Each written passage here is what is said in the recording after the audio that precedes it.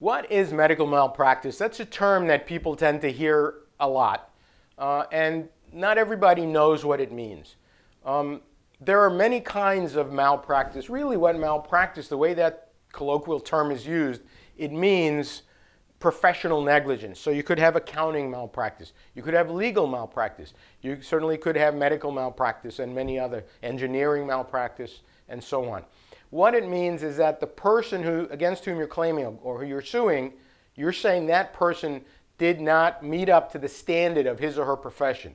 The terminology that's used in the cases is they breached the standard of care. The standard meaning the level of care that someone in their profession is supposed to have.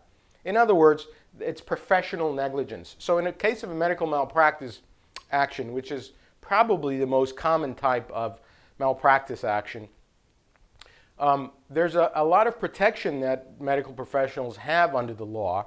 For example, if you fall on ice across the street over there and get injured, you come to us and we want to sue somebody, we just sue them. That's it.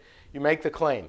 When it comes to suing a medical professional for malpractice, there's a bunch of things you have to do first. One of them is the lawyer bringing the case has to file with the case what's called a certificate of good faith that makes a representation to the court that the lawyer has good faith reason to believe that malpractice, that is the breach of the standard of care, has occurred. And then you got to attach to that one or more opinions from what are called similar healthcare providers.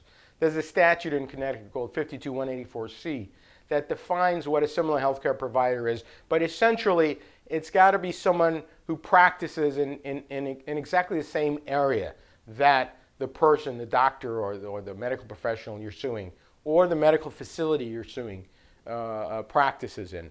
So you have to have that as well before you can bring your suit. And there's a number of other defenses they have.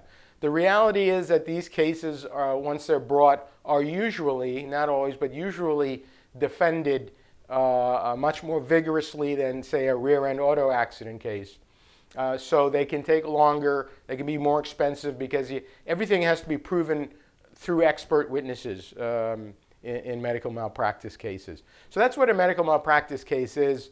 Again, if you have any thought that a loved one or yourself, if there's been malpractice medically where your doctor has not or your medical provider has not met the standard of care, has not done what doctors in that situation normally should and would have done, then come to us about a claim of medical malpractice. The standard example, and we've had a case like this, is you go in for surgery on your left leg and the doctor can't tell his left from his right and does the surgery on your right leg.